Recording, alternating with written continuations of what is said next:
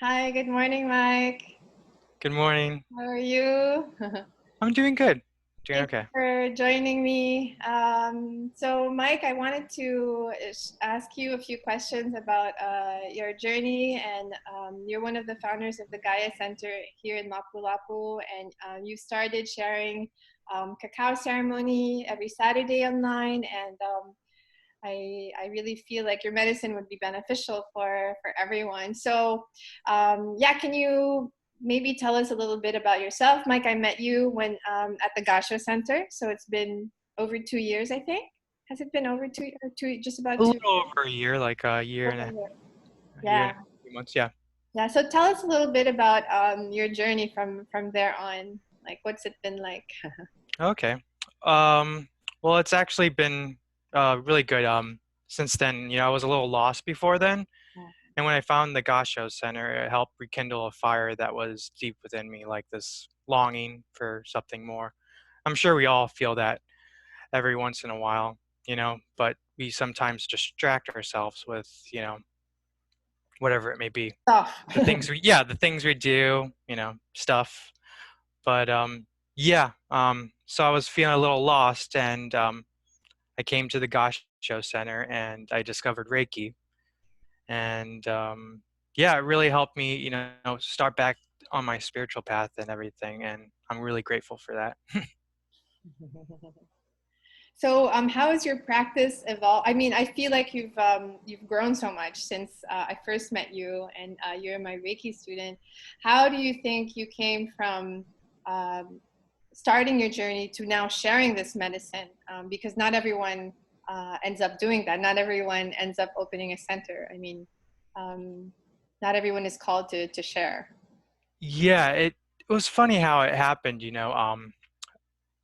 like last year, I was talking and reaching out to you and a couple people about how I felt the urge to actually share more about meditation and specifically contemplating, about death mindfulness, and just death meditations, and focusing on death. And um, it's a topic that's rarely discussed in the West, and also even here too. So, but there are certain regions in the world that actually focus on that, like let's say Tibet, Thailand, Yeah. Burma, those places. Yeah, yeah.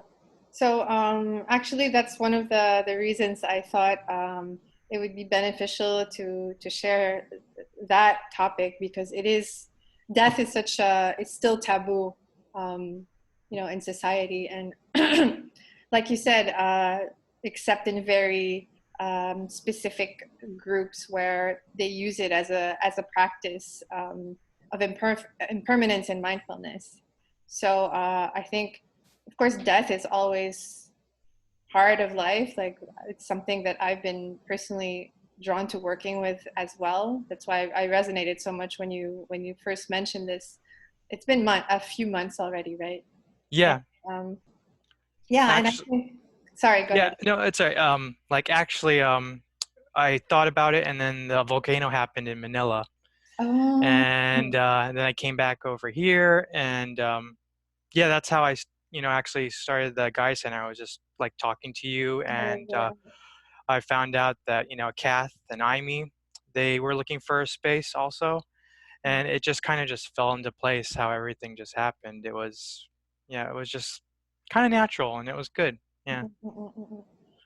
the meditation on death is not something you've offered yet at Gaia Center, right? No, I actually personally I didn't even practice it that much, Yeah. to be honest, for the past couple of months. And yeah, um, I think it's important. And it's like when you asked me not too long ago to talk about it, I was taken aback because, honestly, I haven't been practicing it myself for a while. So it was just something like, it was a good reminder, that, and that's one of the reasons people practice death meditation, is because it gives you a sense of urgency that, we don't really have, we know when our death will come, but we know that it will come. It's, for some reason, we feel like we have to push it off to somewhere out there, somewhere far away, when in reality, it could happen at any moment. at any time. And it's not really something morbid. If anything, it's something sobering. And it's, yeah, makes life a little more richer. Mhm, It put things into perspective. You get a higher view mhm, mhm. about it. And yeah, I overall, agree. I agree. I think it's something it's fascinating to work with and to make an ally. Actually, yeah. yeah, exactly. Would you be willing to lead us through a meditation now? Sure. There's like different types of meditation. I mean, like with different cultures. Um, I know, like I've heard of the 9 point, you know, different meditation that about different points with three different subgroups. But you can also use death as a concept, like let's say using it like yeah, as a concept. You can also visualize your own death. Mhm. That's especially powerful as well. So I'm just gonna go with the flow and yeah, just lead the Yeah, way it yeah. is. Okay, Sounds so let's close our eyes good. and let's breathe in some long breaths and breathe out. Breathe in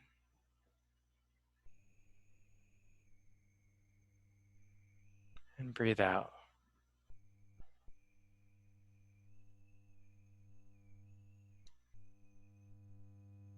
Breathe in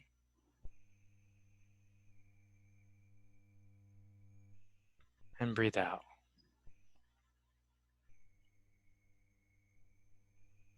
Breathe in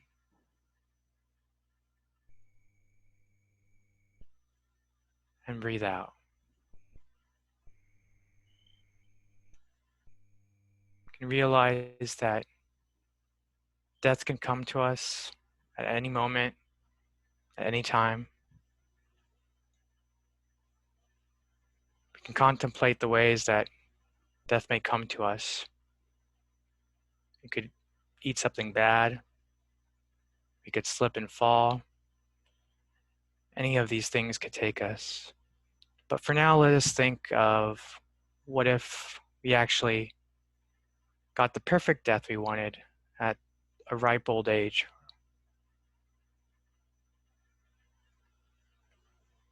and the perfect place for us.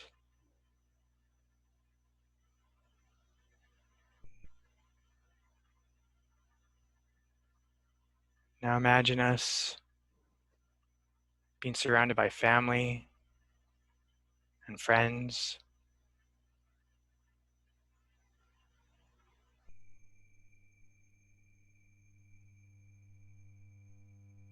as they say our goodbyes.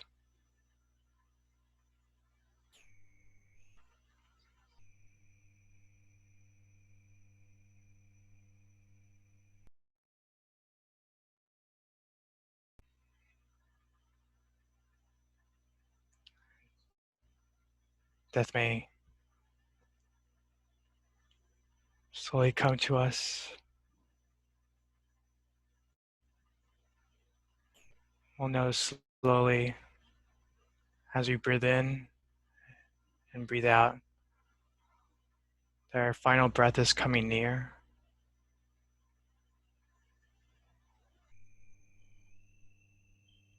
We slowly exhale our last breath.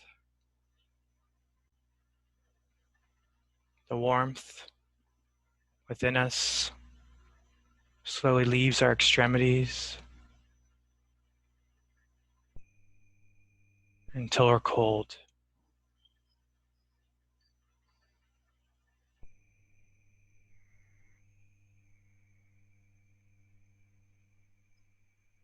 You may notice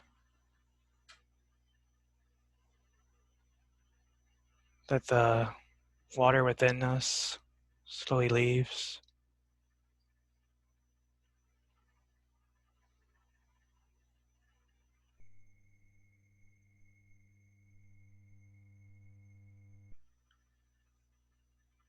Now we think about our funeral.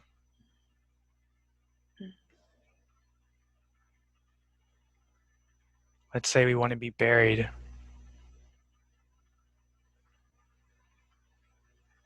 surrounded by people we know and don't know.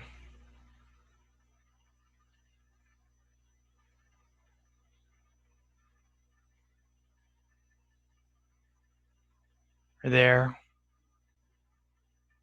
within the coffin. People are saying what they want to say to us.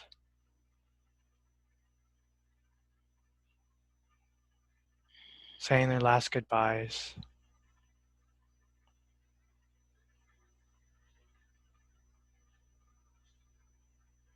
As we're there, you see the dirt slowly pile on top of us.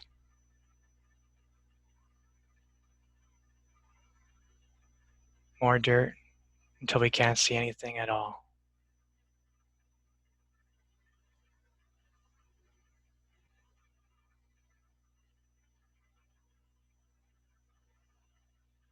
We see the dirt slowly being pounded on top of us.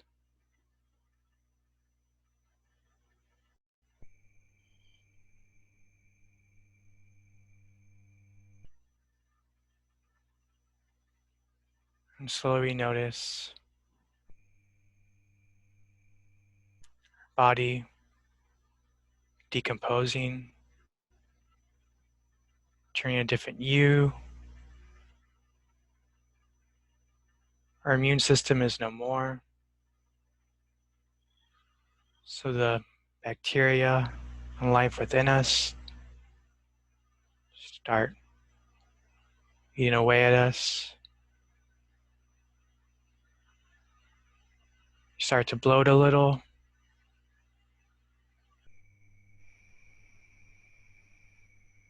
Little by little, all that's left are bones, our skull, and all other bones within our body until that slowly fades away as well into dust.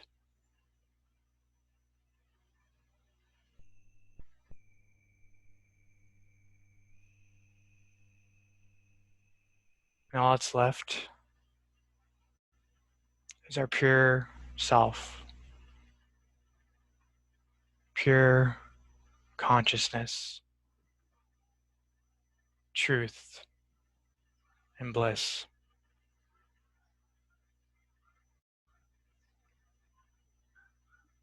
And we continue on to the next step of our journey.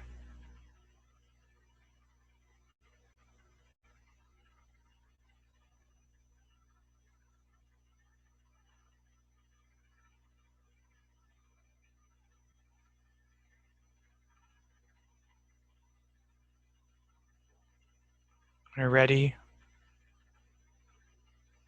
we can slowly come back to our physical body.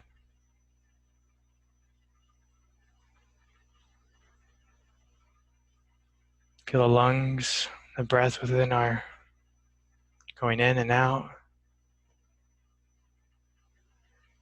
And just know and be reminded that we are not this body,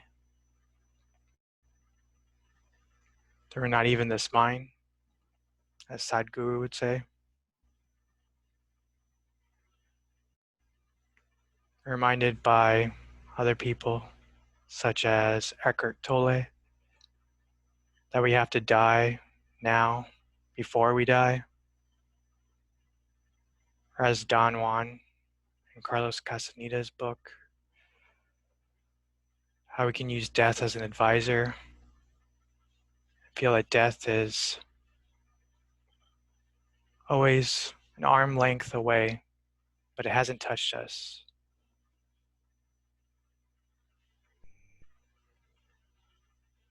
And when we're ready, we can come back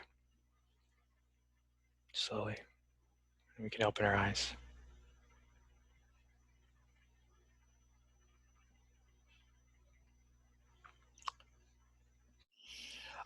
Yeah, I wanted to keep it short, but it's really good to actually go in detail with each step of the journey, whether you're actually doing, whether you use a visualization or whether you use talk about concepts.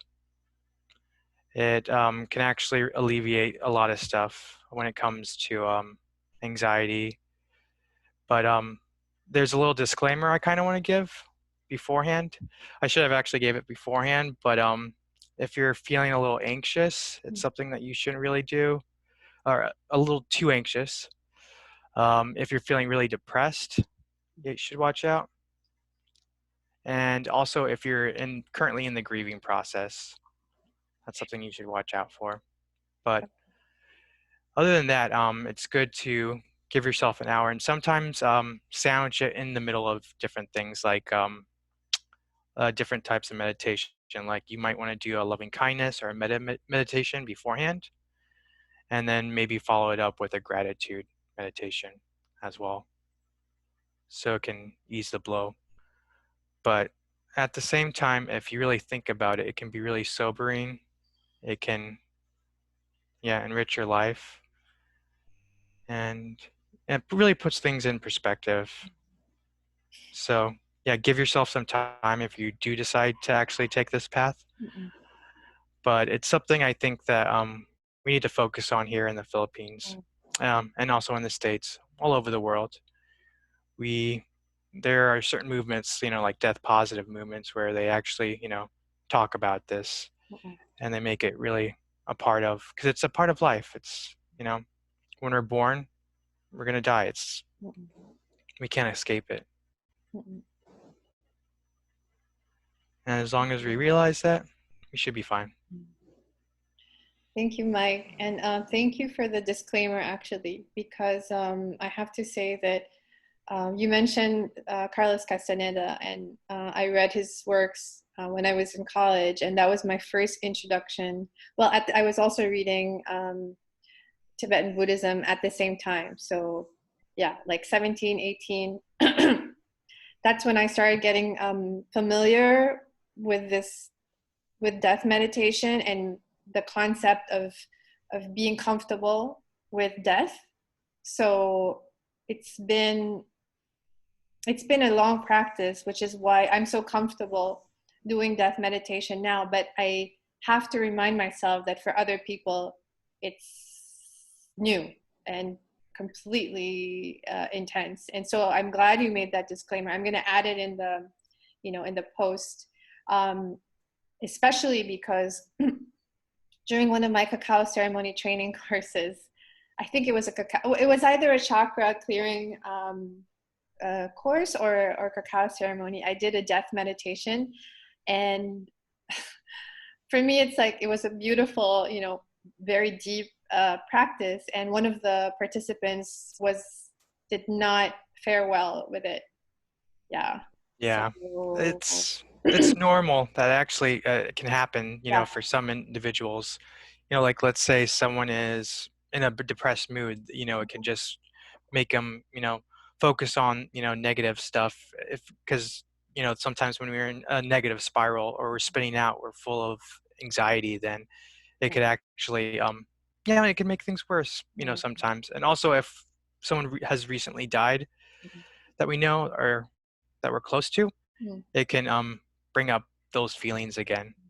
So you can always return to it whenever you want to. But yeah, it's a topic that we need to discuss, and we need to, you know, come to terms with it in our own way, in our own time. And it helps, like I've said before, propel us on the spiritual path. Thank you. Great. Thank you. So, moving on from the subject of death, Yeah.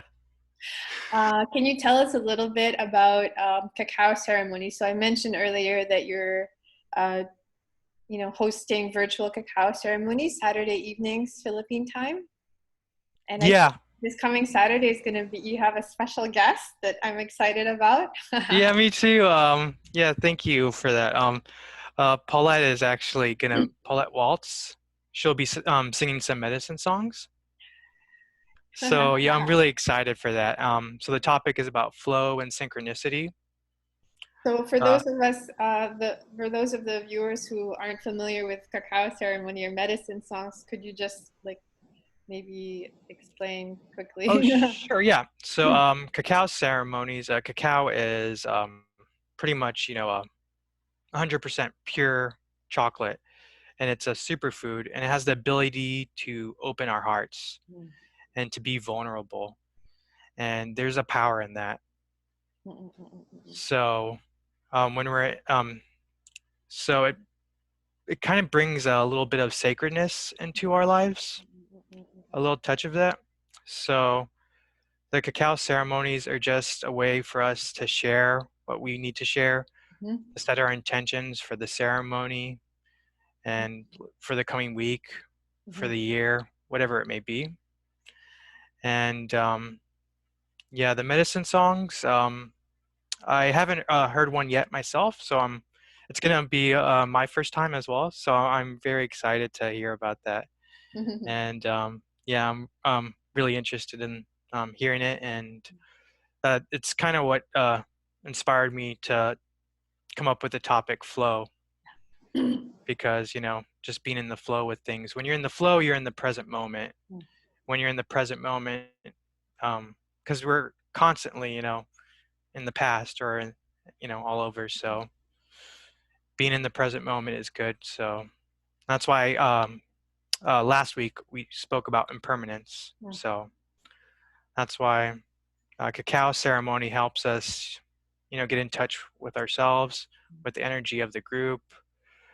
And it's just a really, great tool to have. And there are many on the spiritual path. Yes, and so the energy of the plant medicine cacao supports the group healing, and also the song is actually has energetic support as well. Yeah, the song just flows from the energy of the group and everything as well. So it just happens, it just flows out there the way it should. So, and same with cacao, it's all about connecting with everyone and also going deep into our heart center. And that's how, you know, yeah, like I said, makes us vulnerable where we can share.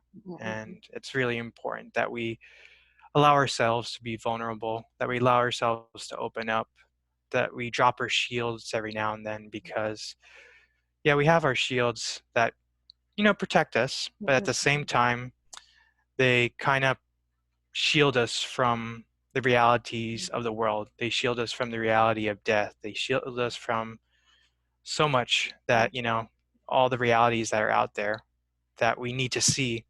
So that's why I think being vulnerable, being in this safe space is important. And that's why cacao ceremonies, I'm grateful that I was introduced to it at the Gasho Center. So I'm grateful for that. And it's become a part of my daily practice, having it in the morning and sometimes in the evening as well. And that's why, yeah, I decided to offer it, Saturday evening, since I think it's a good time to, you know, close out our Saturday evening, or if you're in the US, Saturday morning. So, yeah, overall, it's a good Uh, practice. I look forward to it Yeah, me too. very much. So thank you, Mike, for that beautiful meditation on death and for Thank inviting you. us to Cacao Ceremony. Yeah, and yeah, you have that cacao ceremony course coming up too, I right? do. So it's more of a mini course because my full cacao facilitation course is longer than that. So this is kind of like an intro. So it's just 1 hour long, and it's on not this Saturday, but the following Saturday morning. Yeah, Okay. that's and you can register through Third Eye Wellness in Manila, Okay. and yeah, because it's a beautiful practice to integrate with meditation or yoga or journaling or whatever insight. Because like you said, it just sets the kind of the foundation of being open and vulnerable. And I think everyone who's been through quarantine has maybe had that opportunity to let down a lot of a lot of the Yeah. shields that, and the masks that we carry when we interact with the world outside. Oh yeah, I Not mean, knowing it, yeah, yeah. exactly. I mean, it's we pretty much always wear masks. I mean, it's a fact of life, and letting those masks and those identities slowly drop away little by little, it's Yeah. perfect. You know, it helps us get to the heart of the matter, the true reason why we're here. Um, like if you know, I know you've been listening to Chris Lard's meditation talks also, and he talks about Dharma a lot, and it helps us get in Oh, touch with Chris, Dharma. Chris, yeah, yeah, yeah, Yeah. for sure. Yeah, it's So nice to have a little structure with Chris, with Cacao Ceremony, and yeah, yeah, exactly. So there's a lot of stuff on the internet right now, there's a lot. especially. That's one of the benefits of this, quarantine Mm, and everything, and the coronavirus. I mean, it's really sad, but if anything, it helps us, it puts things into perspective, but also there's a lot of stuff right now that's available, mm, when it comes to a lot of free stuff too, whether it be, cacao ceremonies, meditations, yeah, um, yoga, yeah, you yeah, name it. absolutely. So yeah, Speaking of free stuff, I've been doing the FB Lives also Saturday mornings. I think yeah, joining yeah, 9 a.m. sometime. Yeah, on Saturday. So So Saturday 9 a.m. In Gasho Circle for those of you who are interested. Yeah. All right. So I'll let you go on with the rest of your day. Thank you so much for your time and energy, thank you. Michael. And I will see you soon online Okay, sounds since good. quarantine isn't lifted yet. Yeah, we still have a couple more weeks. All right. Thank you, Okay, Mike. thank you. Take care. Bye. Bye.